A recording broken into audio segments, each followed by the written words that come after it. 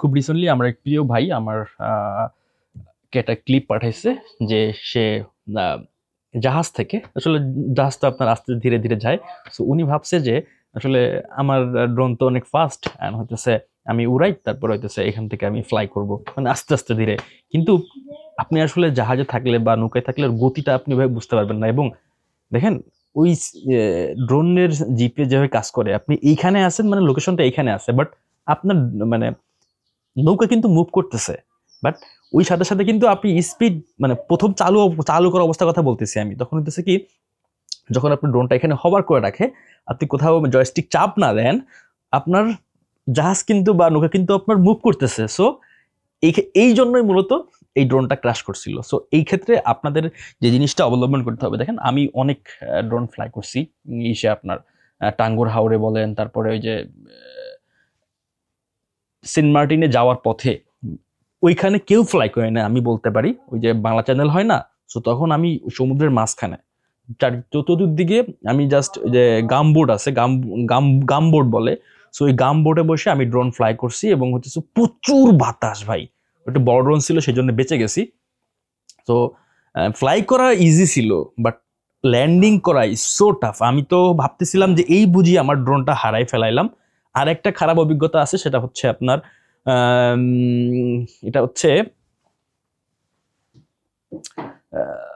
কিশোরগঞ্জে ওই যে যাওয়ার পথে বড় ড্রোন মানে বড় জাহাজ 2-3 তলা জাহাজ, তো ও ছাদে উঠে আমি ড্রোন ফ্লাই করেছি এবং চলন্ত অবস্থায়। এখন আমি ভাই ল্যান্ড করাইতে পারি না, মানে কি একটা অবস্থা।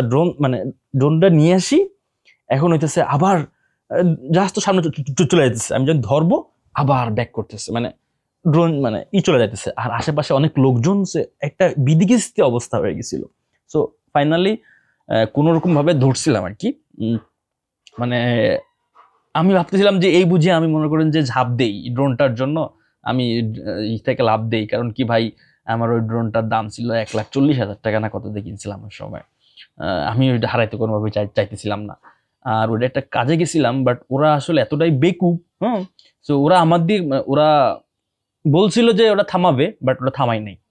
সো এই জন্য আপনাদেরকে বলবো যারা আসলে এই চলন্ত অবস্থায় শুটগুলা নেন, খুবই সাবধানে তো অবলম্বন করতে হবে। আর অবশ্যই আরটিএস বলে এটা করতে হয়, এটা আমি আপনাদেরকে নেক্সট একটা ভিডিওতে বলে দিব, যে হোম পয়েন্ট যাতে ওইখানে আপডেট না হয় সেই সিস্টেম করে দিবেন। যদি এরকম হয় আপডেট ওইখানে হয়ে থাকে, আপনি তো চলে গেছেন 1-2 কিলোমিটার দূরে, যখন ড্রোনে কোনো সমস্যা হইলে সরাসরি চলে যাবে কিন্তু একদম প্রথম জায়গায়। আপনার ড্রোন শেষ, আপনার ড্রোন হারাইতে না চাইলে আমি সাজেস্ট করব ড্রোন আপনি নৌকা বা যে জিনিসটা চলন্ত মানে স্থির রেখে তারপরে ড্রোন ফ্লাই করতে, তাহলে সেফলি ফ্লাই করতে পারবেন। আর যদি করেন তাহলে অনেক সতর্কতা অবলম্বন করতে হবে এই বিষয়ে, মানে এই যে টুকিটাকি বিষয়গুলা। সো ওই আরটিএস এর এই বিষয়টা নিয়ে আমি আগামী পর্বে কথা বলবো ইনশাল্লাহ। So till then take care, bye bye. আপনারা বাংলাদেশের এটা হচ্ছে প্রথম ইউটিউব ড্রোন ভিত্তিক ইউটিউব চ্যানেল। সো আমি চাইতেছি যে এখন খুব ব্যস্ততার ভিতরে যাচ্ছে দিনকাল আমার, আমি সময় দিতে পারতেছি না, বাট ভেরি সুন আবারও ভালোভাবে কামব্যাক করব। আর আপনাদের যে কোনো ধরনের প্রশ্ন থাকলে আমাকে ইনবক্স কমেন্ট করতে পারেন, আমি ওইখান থেকে নেক্সট ভিডিও আসবে ইনশাল্লাহ। আসসালামু আলাইকুম রহমতুল্লাহ।